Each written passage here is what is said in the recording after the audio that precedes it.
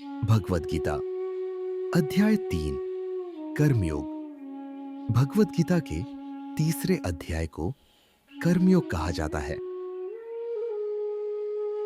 इस अध्याय में भगवान श्री कृष्ण ने अर्जुन को कर्म के महत्व और कर्मयोग की महिमा के बारे में बताया है।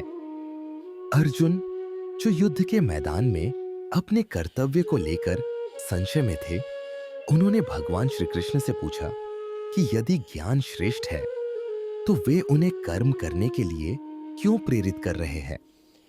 अर्जुन को यह समझ नहीं आ रहा था कि वे कर्म करें या कर्म का त्याग करें।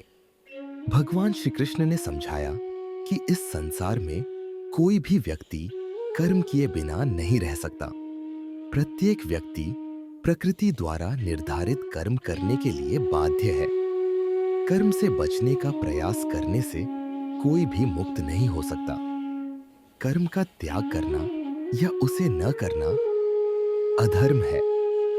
भगवान श्री कृष्ण ने बताया कि कर्म को फल की आसक्ति के बिना करना चाहिए।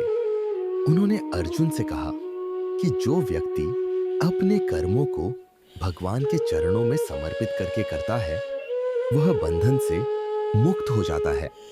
इस प्रकार का कर्मयोगी व्यक्ति समाज और अपने धर्म के प्रति अपने कर्तव्यों का पालन करता है, लेकिन वह कर्म के फल की चिंता नहीं करता। भगवान ने यह भी समझाया कि ज्ञान और कर्म दोनों ही आवश्यक है। ज्ञान से प्रेरित होकर कर्म करने से व्यक्ति अपने कर्तव्यों का पालन करता है और कर्म के बंधनों से मुक्त हो जाता है। अध्याय 3 में भगवान श्री कृष्ण ने अर्जुन को यह भी सिखाया कि स्वधर्म यानी अपने कर्तव्य का पालन करना सर्वोत्तम है, भले ही वह कठिन और कष्टदायक क्यों न हो। दूसरों के धर्म का पालन करना अपने धर्म को छोड़ने से अधिक खतरनाक है। भगवान श्री कृष्ण के इन उपदेशों ने अर्जुन को कर्मयोग का महत्व समझाया और उन्हें उनके कर्तव्यों के प्रति प्रेरित किया।